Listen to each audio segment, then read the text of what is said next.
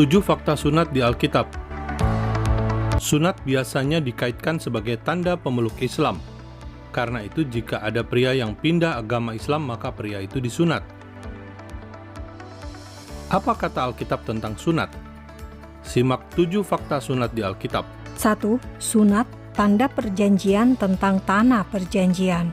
Saudara, tahukah Anda sunat adalah tanda perjanjian antara Tuhan dengan Abraham tentang tanah perjanjian? Kejadian 17 ayat 8-11 tertulis, "Padamu dan kepada keturunanmu akan kuberikan negeri ini yang kau diami sebagai orang asing, yakni seluruh tanah Kanaan akan kuberikan menjadi milikmu untuk selama-lamanya, dan aku akan menjadi Allah mereka." Lagi firman Allah kepada Abraham, "Dari pihakmu engkau harus memegang perjanjianku, engkau dan keturunanmu turun-temurun. Inilah perjanjianku yang harus kamu pegang. Perjanjian antara aku dan kamu serta keturunanmu, yaitu setiap laki-laki di antara kamu harus disunat. Haruslah dikerat kulit katanmu, dan itulah akan menjadi tanda perjanjian antara aku dan kamu."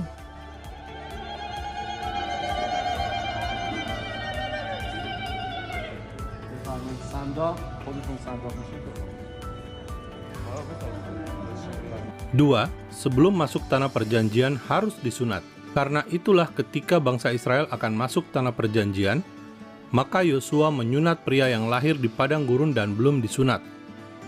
Yosua 5 ayat 2-3.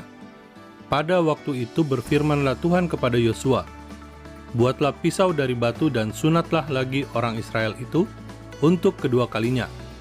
Lalu Yosua membuat pisau dari batu dan disunatnyalah orang Israel itu di bukit kulit katan. 3. Perjanjian sunat berlaku untuk keturunan Ishak. Kejadian 17 ayat 21 Tuhan berkata, "Tetapi perjanjianku akan kuadakan dengan Ishak, yang akan dilahirkan Sarah bagimu tahun yang akan datang pada waktu seperti ini juga." Dengan demikian perjanjian sunat terjadi ketika Ishak belum lahir. Tetapi Tuhan sudah menetapkan namanya adalah Ishak, sehingga sunat hanya berlaku untuk keturunan Ishak sebagai umat perjanjian atas tanah perjanjian, bukan berlaku untuk keturunan Ismail. 4. Sunat bukan hukum Taurat. Sunat dilakukan sebelum hukum Taurat diberikan, sehingga sunat bukan hukum, tetapi tanda perjanjian. Atas alasan itulah sunat bisa dilakukan pada hari Sabat. 5. Pemeluk Kristen tidak disunat. Mengapa Yesus disunat sedangkan pengikut Yesus tidak disunat? Jawabannya sederhana. Yesus adalah orang Yahudi, sedangkan pengikut Yesus berasal dari berbagai bangsa.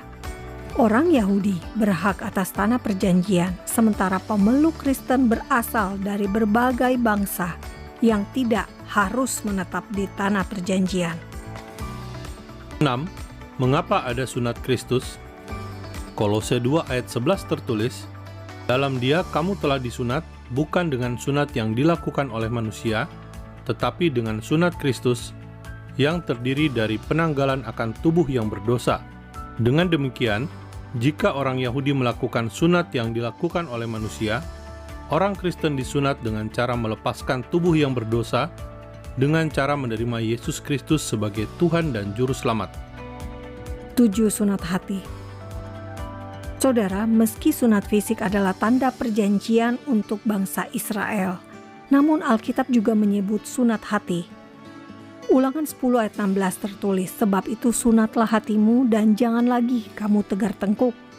Ulangan 30 ayat 6 berkata, "Dan Tuhan Allahmu akan menyunat hatimu dan hati keturunanmu, sehingga engkau mengasihi Tuhan Allahmu dengan segenap hatimu dan dengan segenap jiwamu, supaya engkau hidup."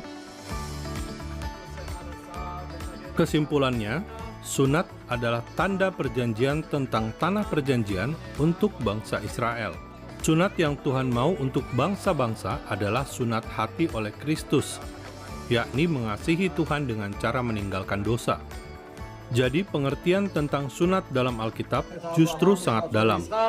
ויעמידיה ליעקב לכל ישראל ברית עולם. הודו לאדוני כי טוב. כי לעולם חסדו.